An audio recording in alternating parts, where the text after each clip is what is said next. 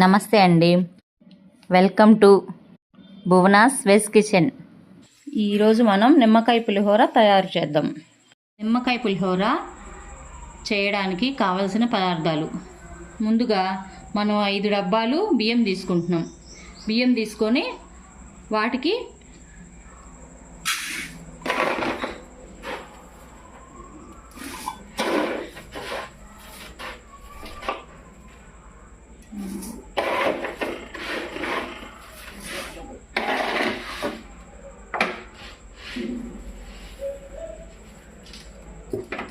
ఐదు డబ్బాలు తీసుకున్నాం.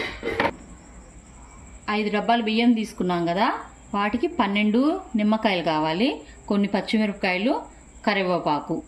మనం తర్వాత బియ్యం కడిగి పెట్టుకోవాలి. కడిగి ఎసరు పెట్టుకోవాలి. కడిగిన తర్వాత నీళ్ళు పోసి మనం ఎసరు ఇక్కడ దాకా పెట్టుకోవాలన్నమాట. ఎక్కువ నీళ్ళు పోసుకుంటే మెత్తపడిపోతుంది కాబట్టి మనం ఇక్కడ దాకా పెట్టుకోవాలి. ఇక్కడ దాకా పెట్టుకొని తర్వాత ఇందులో కాస్త నూనె, పసుపు వేసుకోవాలి.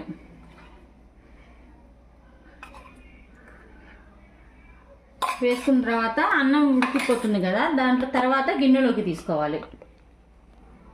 అన్నం ఉడికేలోపు మనం పచ్చిమిరపకాయలని ఇలా మజ్జిగ తరిగి అన్నీ పక్కన పెట్టుకోవాలి. తర్వాత మనం నిమ్మకాయల్ని కట్ చేసుకొని రసం తీసుకోవాలి. ఇలాగా అన్నం ఉడికిన తర్వాత పెద్ద గిన్నెలోకి అన్నం అంతా తీసుకోవాలి. ఇలా పొడి పొడిగా ఉండలు లేకుండా చక్కగా తీసుకోవాలి. మనం ఎసరు అక్కడికి గీత దాకా పెట్టుకున్నాం కాబట్టి, ఇక్కడ దాకా ఎసరు పెట్టాం కాబట్టి అన్నం చక్కగా పొడి పొడిలాడుతుంది. పులిహోరకి అన్నం ఇలానే ఉండాలి. తర్వాత మనం తిరగమాత పెట్టుకుందాం. ఒక బాండీ తీసుకొని నూనె వేసుకోవాలి. తర్వాత పచ్చిశనగపప్పు, కాసిన మినపగుళ్ళు,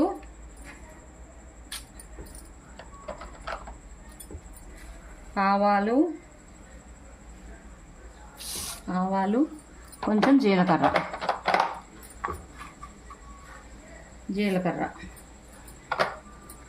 తర్వాత కొన్ని వేరుశనగ గుళ్ళు తీసుకోవాలి.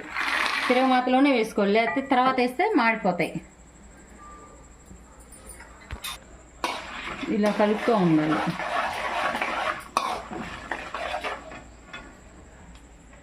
కాస్త ఇంగు వేసుకోవాలి. ఇంగు వేసేసి కలుపుకొని దాంట్లోకి పచ్చిమిరపకాయలు,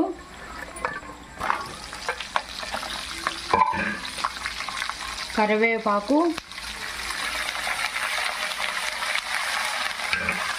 ఎండుమిరపకాయలు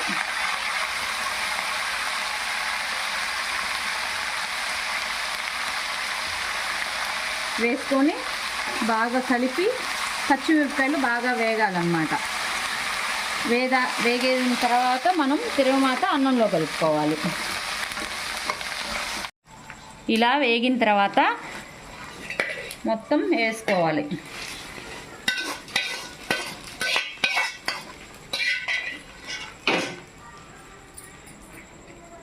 ఇలాగా బాగా కలుపుకున్న తర్వాత నిమ్మకాయ ఏంటంటే మనం అన్నం వేడిగా ఉంటుంది, తిరగమాత వేడిగా ఉంటుంది కాబట్టి మనం ఇప్పుడు నిమ్మకాయ కలిపామనుకో చేదు వచ్చేస్తుంది.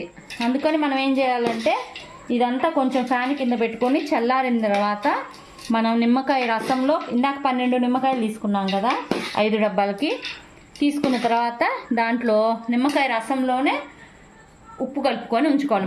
మనకి ఈ అన్నానికి సరిపడేంత ఉప్పు కలుపుకోవాలి. ఉప్పు కలుపుకొని రసంలో ఉంచుకుంటే ఈ అన్నం అంతా చల్లారిన తర్వాత ఆ రసం దీంట్లో కలుపుకోవాలి.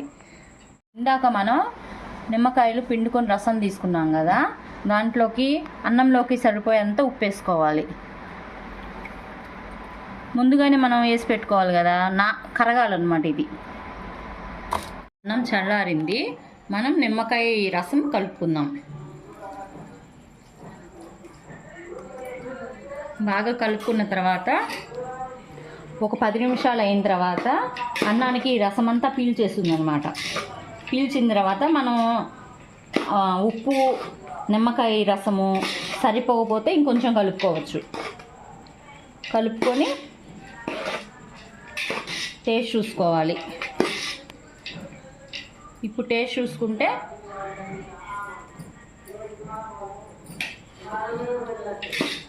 ఉప్పు నిమ్మకాయ సరిపోయినట్టుంది. కానీ 10 నిమిషాలు అయిన తర్వాత చూసుకుంటే ఇంకొంచెం తెలుస్తుంది అన్నమాట. అప్పుడు మనం కాస్త కొత్తిమీర కలుపుకోవాలి.